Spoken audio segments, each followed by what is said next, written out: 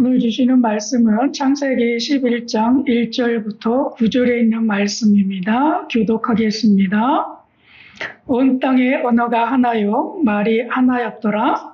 이에 그들이 동방으로 옮겨다가 신할 형제를 만나 둘이 거류하며 서로 말하되 자 벽돌을 만들어 견고히 굽자하고 이에 벽돌로 돌을 대신하여 욕정으로 진흙을 대신하고 또 말하되 자 수문과 탑을 건설하여 그 탑 꼭대기를 하늘에 닿게 하여 우리 이름을 내고 온 지면에 흩어짐을 면하자 하였더니 여호와께서 사람들이 건설하는 그 성읍과 탑을 보려고 내려오셨더라. 여호와께서 이르시되 이 무리가 한 가족이요 어른도 하나이므로 이같이 시작하였으니 이후로는 그 하루가 하늘을 막을 수 없으리로라.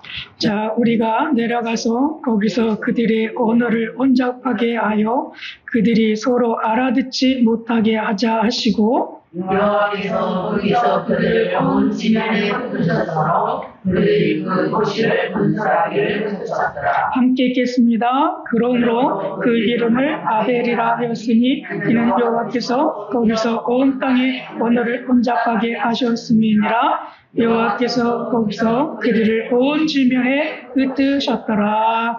아멘. 아멘. 오늘 말씀의 제목은요, 바벨탑 사건과 선교라고 하는 제목입니다. 우리 한번 따라해 보시겠습니까? 바벨탑 사건과 선교. 바벨탑 사건과 선교. 네.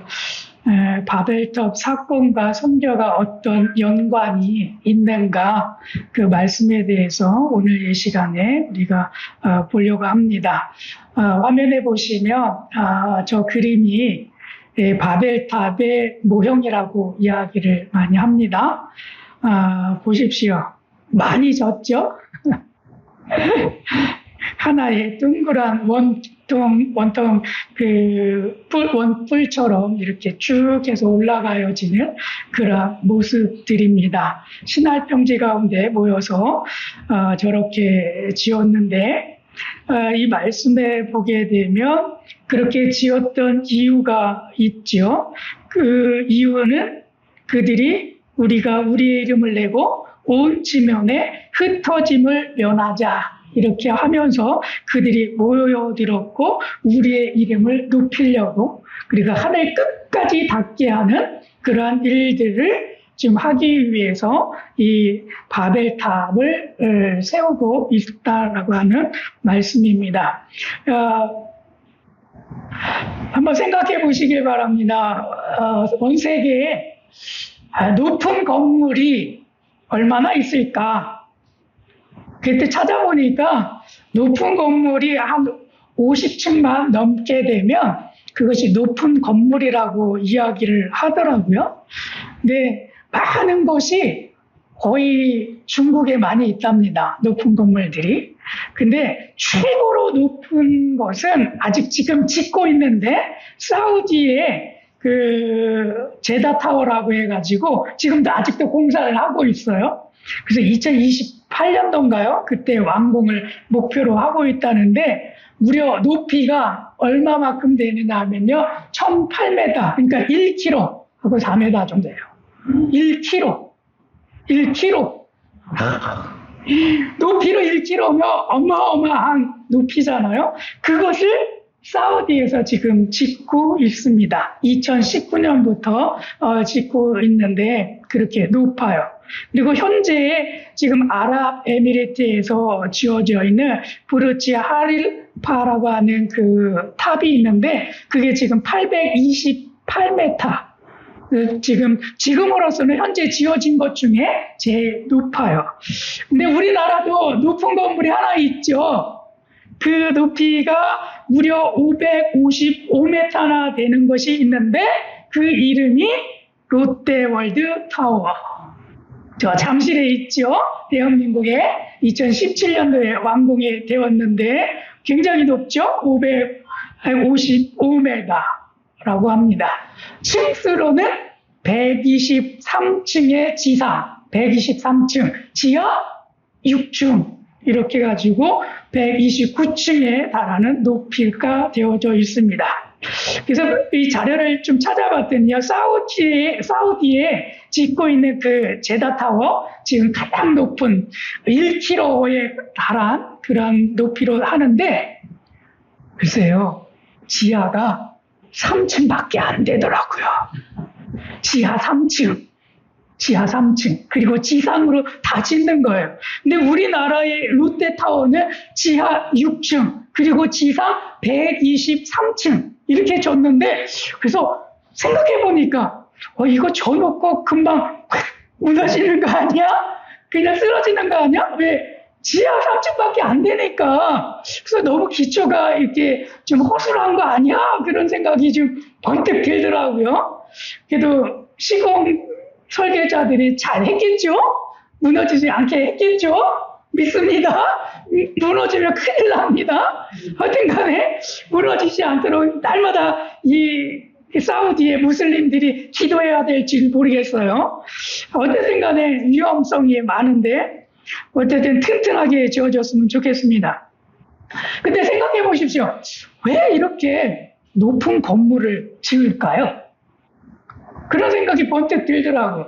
아니, 각 나라마다 뭘 나타내려고 하는지 모르겠는데 각 나라마다 최고로 높은, 그것도 자기 나라에서 높은 것이 아니라 이제는 전 세계를 통틀어서 가장 높은 곳을 짓겠다라고 그렇게 하면서 계속해서 노력하는 모습들을 볼 수가 있는데, 왜 그렇게 생각하고 그렇게 높은 건물을 지을까? 그런 생각이 번뜩 들더라고요. 성경에 있는 말씀 가운데 이 바벨탑은 하나의 교만의 상징이었죠. 그래서 자신들의 그 명성을 드러내기 위해서 자신들의 이름을 걸고 높은 탑을 하늘 끝까지 해가지고 자기 이름들을 드러내려고 이 탑을 건설을 하게 됩니다. 근데 현재 오늘날에는 이 바벨탑의 사건을 기록하고 있어서, 그래서 이 교훈을 따라왔기 때문에 많은 곳에서 이런 높은 건물들을 짓지 않으려고 할 텐데, 그럼에도 불구하고 전 세계적으로 가장 높은 탑을 우리나라가 가질 거야.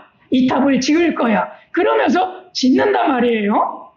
그래서 왜 그렇게 그 사람들은 그렇게 지을까? 현재적인 의미에서 보게 되면 이렇게 이야기를 합니다. 도시 공간의 효율성을 높이기 위해서 땅덩어리는 작으니까 높이 올려서 땅의 그런 효율성을 높여서 많은 사람들이 위로 살면 더 많은 사람들이 살 수 있을 거야. 그리고 땅은 넉넉하게 될 거야. 그러면서 그 효율성을 들면서 높이 올리는 것들을 볼 수가 있습니다. 그리고 경제적인 이익들이 있다라고 이야기를 합니다. 왜? 작은 공간에 높이 올려가지고 많은 것을 거기다가 넣기 때문에, 축적하기 때문에 경제적인 이익들이 있다라고 이야기합니다. 우리만 해도 아파트가 높이 고층으로 많이 지어지고 있잖아요. 23층, 30층 뭐 이렇게 지어지고 있는데, 그 작은 땅에 높이 지음으로써 더 많은 세대가 살게 되기 때문에 경제적인 이익이 그 안에서 발생을 한다는 거예요. 그래서 그렇기 때문에 높이 지은다고 합니다. 또 하나는 도시의 상징적인 의미가 높은 건물이 되는 거예요. 그래서 도시를 상징해야 되니까 높은 건물을 지어야지. 그러면서 롯데타워도 짓고, 그리고 제다타워 같은 이렇게 가장 높은 것들을 지금 짓고 있다라고 하는 겁니다. 그리고 또 하나를 듣는데, 기술 발전의 상징이 바로 높은 탑이라고 이야기를 하더라고요. 기술 상징의 그런 발전의 상징이 바로 그거래요. 그래서 롯데타워를 왜 줬을까? 라고 해보니까 그 안에요, 전부 다 사무실이에요. 전부 다 사무실인데, 전부 다 사무실 안에서 그렇게 많으면 뭐가 좋지? 그렇게 했는데, 그 안에 지금 현재 발전하고 있는 모든 기술을 거기다가 다 갖다 집어넣어가지고요. 사람 없이도 작은 공간에서 사무실이 운영될 수 있도록 시스템을 만들었다라고 이야기를 하더라고요. 그래서 거기에 기술이 굉장히 많이 들어가 있는 그런 모습으로 그 롯데타워를 건축을 했대요. 그래서 거기 들어가서 있으면 내 기계와 사무실과 연결이 돼가지고 업무를 그렇게 볼 수 있도록 마치 재택근무하듯이 그렇게 만들어 놨대요, 시스템을. 그러니까 거기에 다 홀딱홀딱 방해내가지고 그 롯데타워로 우리 이전하자. 나 한 사람이라도 그 공간에 있으면 회사가 설립되어지고 거기서 업무를 추진하게 될 때 더 효과적일 수 있어. 이거를 광고하면서 회사를 많이 모집을 한다는 거예요. 경제성이 있겠죠? 네. 저 같으면 높이 살면 좋을까 안 좋을까 제 자신을 놓고 보니까 그 555m잖아요. 그 555m에서 꼭대기에서 내가 산다라고 한다면 어떤 모습일까 그런 생각이 들던데 여러분 저는 못 살 것 같아요. 밑에 내려보는 것만 해도 내가 끔찍해서 공포가 몰려올 것 같아요. 좋은 것도 좋지만 너무 높으면 내가 내 자신이 불안해가지고 살 수 없을 것 같아요. 아파트에서도 저희가 높이 올라가지 않고요. 저희는 6층, 4층 뭐 이런 데서만 살아가지고 높이 올라가지 않았거든요. 그 이유 중에 하나가 무서우니까. 베란다에 나가서 딱 보면 전망은 좋을 수 있는데 그렇게 딱 바라볼 때 무서우니까 제가 그래서 높이 못 올라갔거든요. 근데 이 사람들 대단한 것 같아요. 자, 어쨌든 간에 현재에서는 이런 효율성이 있어서 그런 탑을 건축을 한다는 거예요. 그래서 오늘 말씀을 이렇게 들여다보니까 이 바벨탑을 지었던 그 많은 사람들이 지었던 이유, 그것이 그들의 명성을 내걸기 위해서 그렇게 바벨탑 하나를 쌓았고 또 하나는 무엇이었냐면 흩어짐을 면하자 이렇게 이야기하는 것을 보니까 그 흩어짐을 면하는 것은 하나의 그 등대와 같이 그런 역할들을 해서 모든 사람들이 저기는 롯데타워가 있구나. 그러니까 롯데타워가 너무나 높이 있어가지고요. 여기저기서 다 보이는 거예요. 가다 보면 다 보이잖아요. 저희가 사는 그 상도에서도 봐도 그 롯데타워가 다 보여요. 그러니까 그런 상징에 의해서 저기가 보면 기준이 되어지는 타워가 있어. 그러니까 저기에서 동서남북으로 어떻게 보면 내가 사는 곳이야. 이런 기준들을 마련하기 위해서 그렇게 세운 것 같아요. 그래서 우리가 흩어짐을 면하는 거죠. 우리가 다른 길로 갔다 할지라도 우리가 그 기준이 있다라고 한다면 그 기준으로 나올 수 있으니까 다 볼 수가 있으니까 그렇게 흩어짐을 면하자 그렇게 이야기하는 것 같습니다. 근데 그렇게 했을 때 왜 하나님은 그렇게 싫어하셨을까? 그런 생각을 해보신 적이 있습니까? 왜 하나님은 유독 그런 장면들을 싫어하셨을까?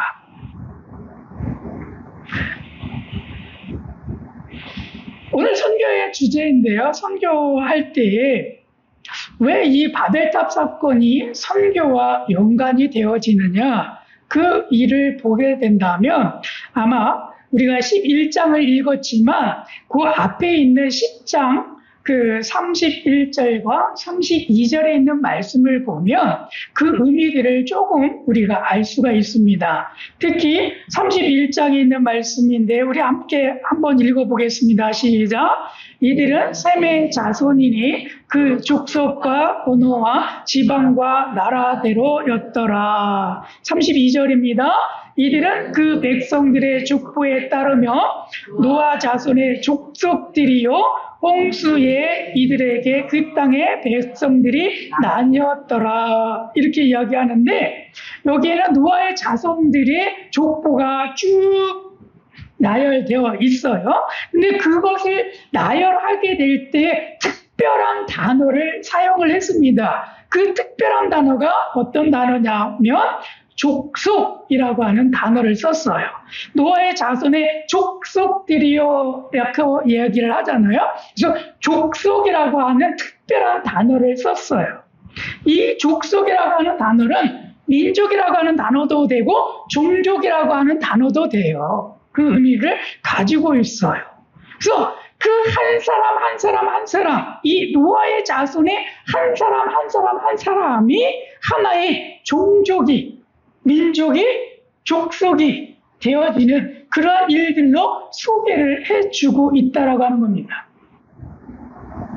이때가 언제입니까? 노아가 홍수를 경험하고 난 다음에 아라랏산에서 멈춰서고 이제 땅이 열려져서 땅에 정착하면서 그들의 식구 8명이 자손을 퍼뜨리고 있는 시점이에요. 근데 그때 이렇게 기록할 때 노아의 자손이 몇 명이었느냐라고 한다면 그때 자손은 70명의 자손으로 번지게 돼요. 70명의 자손이 있게 됩니다.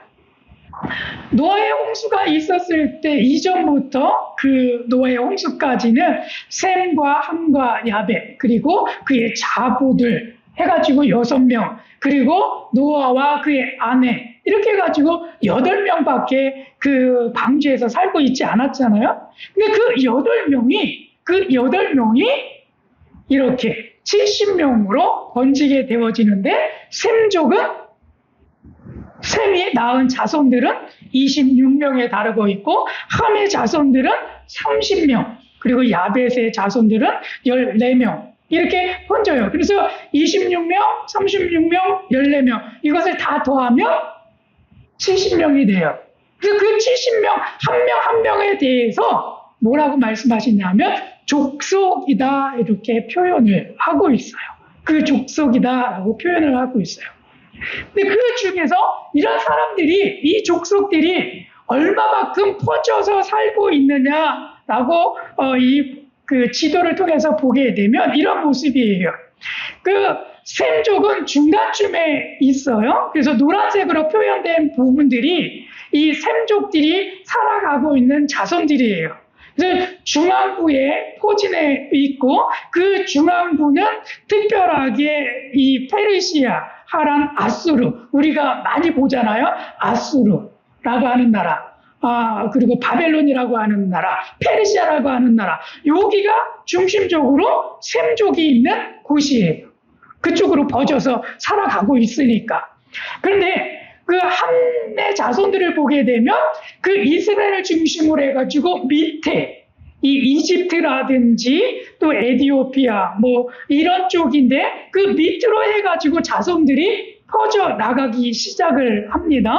그래서 그 밑에는 함의 자손들이 굉장히 많이 살고 있고요. 그리고 그 위쪽으로 북쪽으로 보게 되면 야벳 자손들이 굉장히 많이 퍼져나가면서 어디까지 나가게 되냐면 유럽까지 계속 해가지고 퍼져나가는 그런 모습들을 볼 수가 있어요. 그러니까 지역과 환경적으로도 중심부로 해가지고 계속 번져나가면 어디까지 번져나가냐면 동쪽으로 계속 번져나가면 아마도 이렇게 번져나갈 때 우리 대한민국까지 그런 자손들이 퍼져서 오지 않았나. 그래서 우리의 조상들은 어느 족속? 셈 족속이 될 것이다. 이렇게 많이 이야기를 하잖아요. 그래서 그런 중심부로 해서 많이 퍼져갔기 때문에 그렇게 되었어요. 근데 보세요. 셈족이 있는 것과 또 함족이 있는 것과 야벳 족속이 있는 곳에 환경적으로 굉장히 많이 차이가 나는 모습들을 볼 수가 있어요. 그런 환경적으로 살아나가는 것, 그것이 바로 무엇이냐 하면 문화예요. 환경에 맞춰서 살아가는 것, 그것이 문화예요. 여기에는 사계절이 있는 것도 있지만 사계절이 없이 모든 것에 여름만 있는 것도 있어요. 그렇지 않습니까? 그런데 반면에 또 알래스카와 같이 러시아와 같이 겨울이 또 많거나 또 겨울만 있는 곳, 그런 것들이 여기에 있다라고 하는 거예요.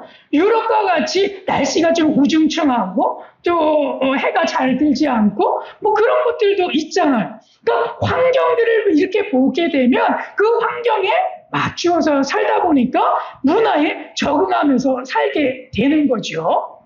근데 하나님은 문화 때문에 바벨탑을 쌓는 것에 있어가지고 그것이 나쁘다 이렇게 판단하지 않으셨어요. 문화 때문에 걸림돌이 되는 것으로 보지 않으셨어요.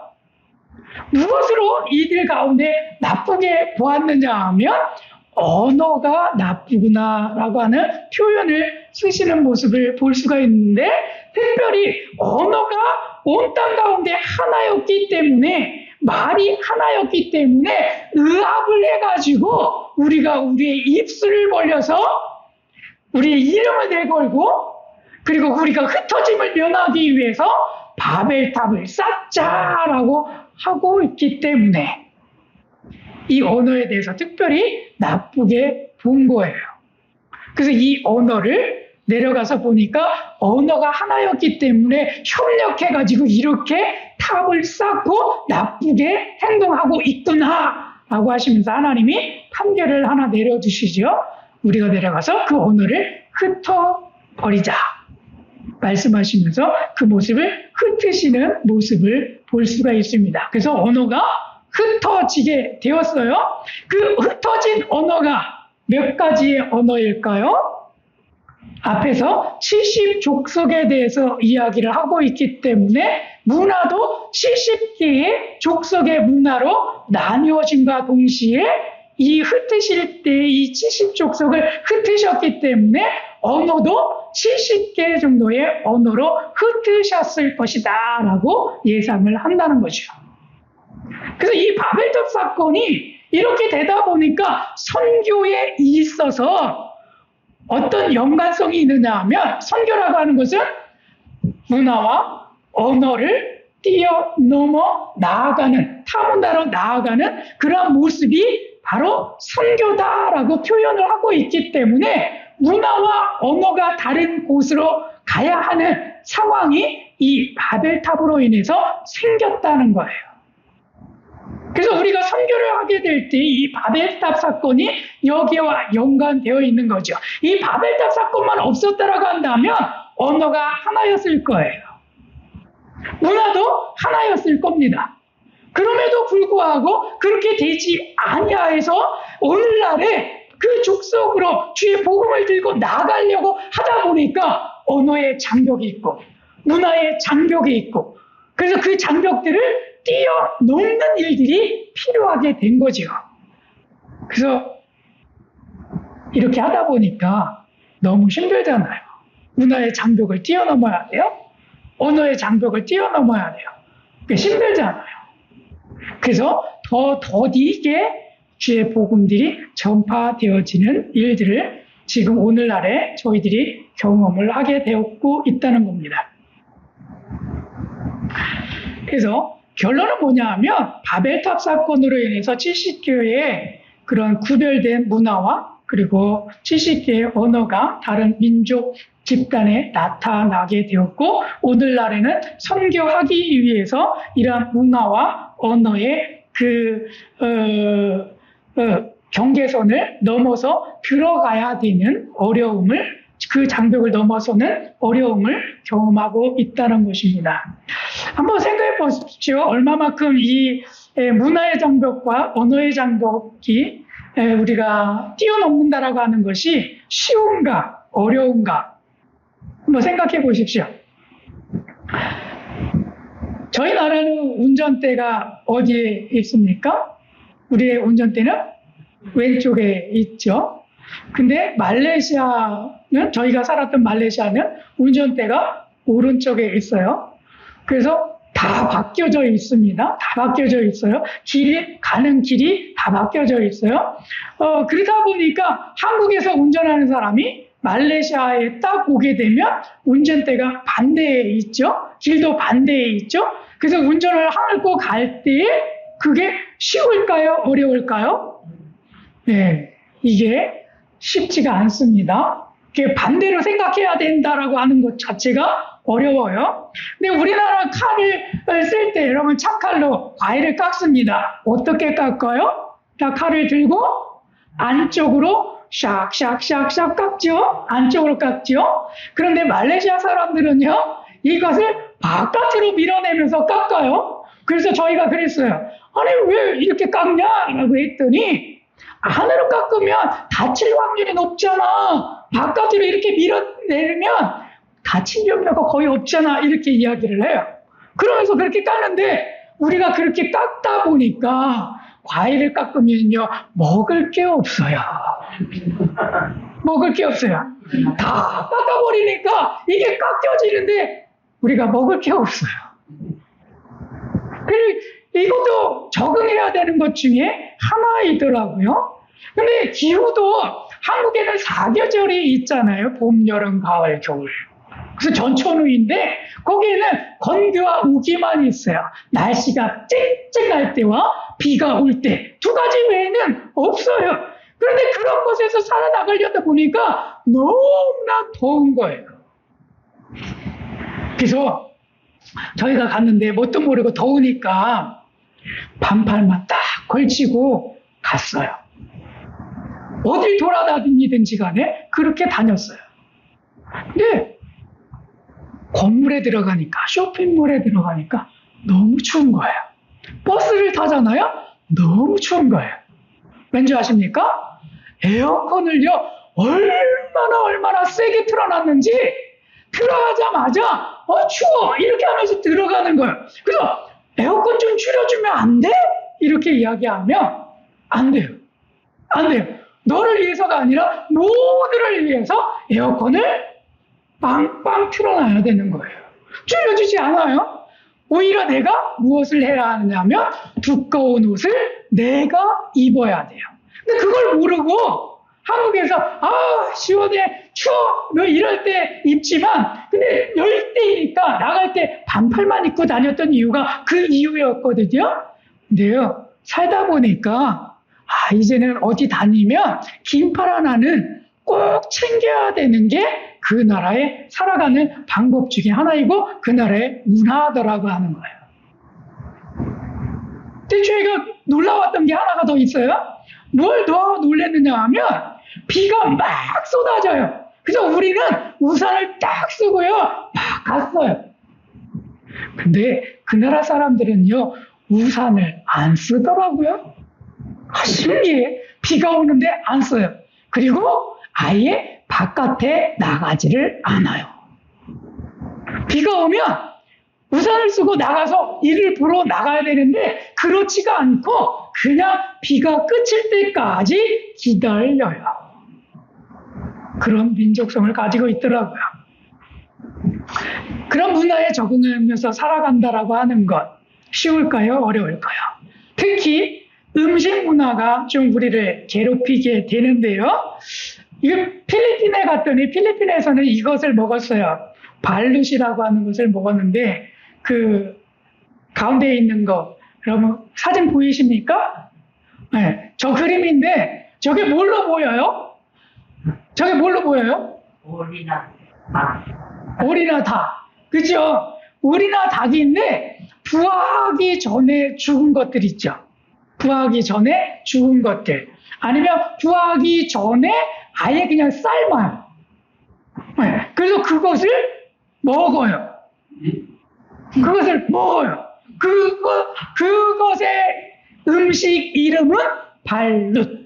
이렇게 부릅니다. 그러니까 계란에 거기에 병아리들이 막 이렇게 알을 깨고 나올 만큼 자란 그것을 삶아가지고 먹는다는 거예요.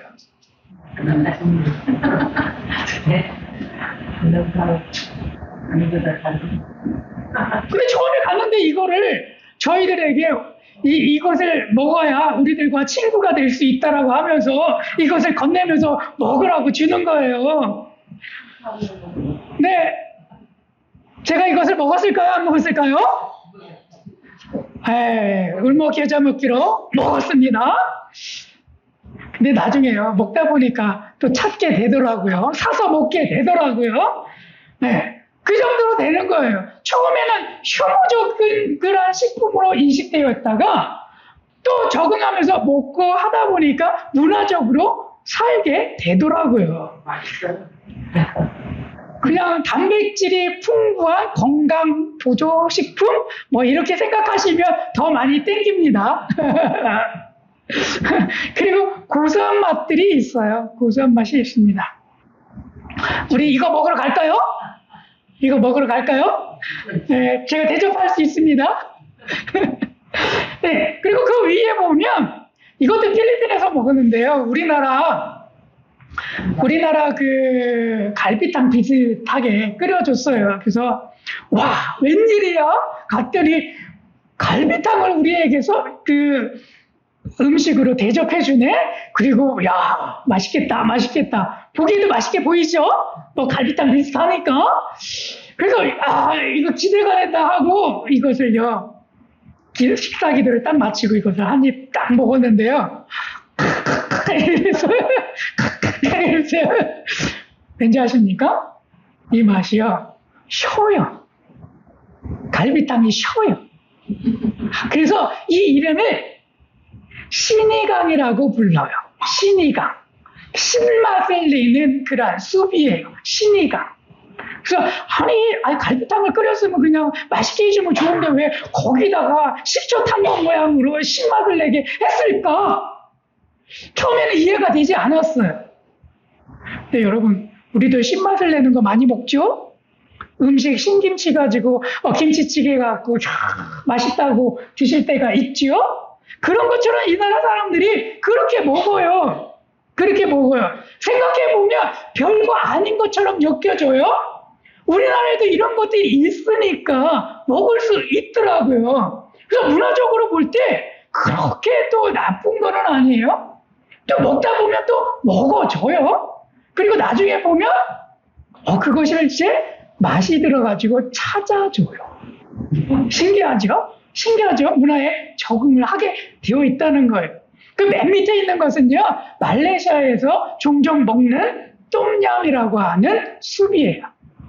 국이에요, 국. 근데 여기에는 뭐 닭고기도 조금 들어가고, 또 야채도 들어가고, 뭐 이렇게 해요. 근데 이 맛도 그 위에 거하고 비슷하게 신맛이 나요. 태국에 가시면 똠얌꿍이라고 하는 게 있죠. 그 맛이에요. 그 맛이에요. 그 맛을 말레이시아에서 비슷하게 하는데 약간 차이가 나는 맛이긴 한데 신맛이 강해요. 근데 이걸 먹다 보니까 먹어지더라고요. 나중에 저희가 돈 주고 사 먹었어요. 신기하죠? 왜 그렇게 되었을까? 어려운 것만 있는 줄 알았어요. 그렇지만 문화적인 이 장벽도 살다 보니까 장벽을 넘어서게 되더라라는 거예요. 언어적인 것이 있어요. 여러분, 거기에 가니까 이런 말들을 많이 해요. 그 밑에 써있죠? 제가 써놨는데 일부러 바구스라고 하는 단어가 있어요. 바구스. 좋아. 띠다 바구스. 나빠. 이 표현을 하고 살아야 되잖아요. 저는 그거 좋아해요. 아니면 저거 나빠요. 뭐 이렇게 표현을 해야 되잖아요. 그런 것처럼 그런 것들을 표현하는데 그 나라의 언어를 배우지 않냐면 그 표현을 할 수가 없는 거죠. 그래서 그 나라에 가게 되면 이 언어들을 그래서 습득을 하게 되는 거예요. 그 두 번째 있는 단어가 마우. 그리고 그 옆에가 띠다마우. 근데 이 마우라고 하는 단어는 내가 원해요. 이거예요. 그리고 내가 원하지 않아요. 이런 표현이거든요. 이런 표현들을 다 배워야 되는 거잖아요. 그리고 밑에는 볼레라고 하는 단어인데 그리고 띠다 볼레. 볼레는 할 수 있다. 띠다 볼레는 나 할 수 없어요. 이런 표현이에요. 직접적으로 많이 쓰는 단어들입니다. 이것을 배우지 않냐면 내 의사소통을 할 수가 없는. 그래서 이것을 처음에는 모르니까 장벽처럼 느껴져요. 근데 이 말을 쓰고 배우고 하면서 자연스럽게 그냥 쓰다 보니까 그치 뭐 바구스, 마오, 짜야 마오, 또 볼레 뭐 이런 표현들을 쓰다 보니까 또 자연스럽게 그런 말들이 나와요. 그러면서 그 나라를 통해서 저희가 정착하고 살아가는 모습들을 볼 수 있었죠. 많은 사람들이 두려워합니다. 이 장벽들에 대해서, 문화적인 장벽. 그런 나라에 가서 어떻게 살아? 근데 말레이시아라서 그런지 모르겠지만 저는 글쎄요, 그런 마음도 들기는 해요. 나는 중국에는 못 가겠다. 이런 생각이 좀 들기는 해요. 왜? 나 화장실을 가야 되는데 화장실을 못 가겠으니까. 못 가겠으니까. 제가요, 저쪽에 집을 이전하면서 제가 꼭 사간 게 있어요. 저쪽 김제에 내려가면서 꼭 산 게 있어요. 뭘 샀느냐 하면 제가 비데를 샀어요. 비데를 샀어요. 말레이시아부터 비데를 썼는데 그것도 좋은 비데는 아니지만 이렇게 화채 물 뿌리기 같은 그 비데를 썼는데 여기 와서 살려고 하니까 이렇게 내려가니까 그게 없어요. 화장실에 갔는데 왠지 이게 좀 뭔가 불편한 게 있더라고요. 그래서 내려가면 그거 꼭 사야지 라고 하면서 그걸 샀거든요. 근데 중국에는요 그게 없잖아요. 칸막이도 없잖아요. 칸막이조차 없잖아요. 근데 어떻게 살겠어요? 불편하잖아요. 그래서 중국은 아니야 이런 생각이 많이 들더라고요. 그럼에도 불구하고 지금처럼 이렇게 보면 소망이 생기는 것 중에 하나는 살다 보면 또 사라지겠지. 살다 보면 또 사라지겠지. 아무렇지 않게 사라지겠지. 그런 생각이 또 들기는 해요. 근데 현재까지 살아보지 않아서 그런지 모르지만 겉에서 이렇게 보게 되면 못 살 것 같아. 이런 생각이 들어요. 근데 우리의 두려움이 그런 것 같아요. 우리가 옆에서 보니까 그런 문화에서 어떻게 살아? 라고 하는 마음의 두려움감이 있지만 그러나 직접 거기에 가서 살다 보면 사라지더라고 하는 거예요. 장벽이 장벽처럼 느껴지지 않다라고 하는 겁니다. 그래서 하나님은 선교하기 위해서 이 문화와 또 언어의 장벽들을 바벨탑 사건들을 통해서 흩어 놓으시기는 하셨지만 그러나 그들을 포기하지 아니하시고요. 모든 사람들이 그 문화와 장벽을 넘어서 가서 살 수 있게 적응할 수 있도록 은혜를 베풀어 주셨다는 거예요. 그것이 하나님의 선교입니다.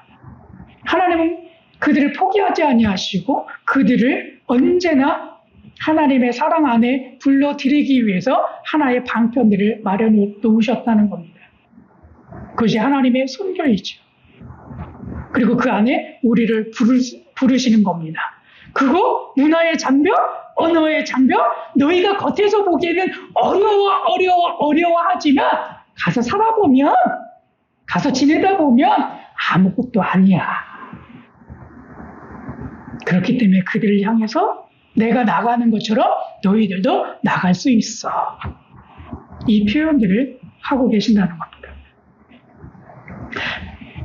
이런 표현들이 많이 있죠. 그 나라 사람의 문화들을 잘 모르니까. 그럼 이거 제가 여러분들과 함께 더불어서 이거 테스트 한번 했죠. 5가지 사랑의 언어. 했죠. 인정하는 말. 누구는 인정하는 말을 듣기를 원해요. 인정하는 말을 해줬을 때 내가 사랑받고 있구나. 그런 것을 느끼잖아요. 그리고 어떤 사람은 함께하는 시간을 많이 내어줄 때 내가 저 사람으로부터 내가 지금 사랑받고 있어. 이렇게 느낀다는 거예요. 또 어떤 사람은 선물을 내가 받았을 때 저 사람이 나를 생각해가지고 선물을 준 거. 그래 내가 저 사람에 의해서 내가 사랑받고 있어. 이런 표현들을 느낀다는 거예요. 또 어떤 사람은 봉사를 하게 될 때 그런 사랑의 언어로서 느낀다는 거예요. 내가 사랑받고 있어. 그리고 또 만져주거나 이렇게 안아주거나 할 때 내가 사랑받고 있어. 이렇게 느낀다는 거예요. 사람들마다 이렇게 언어적인 것들이 달라요.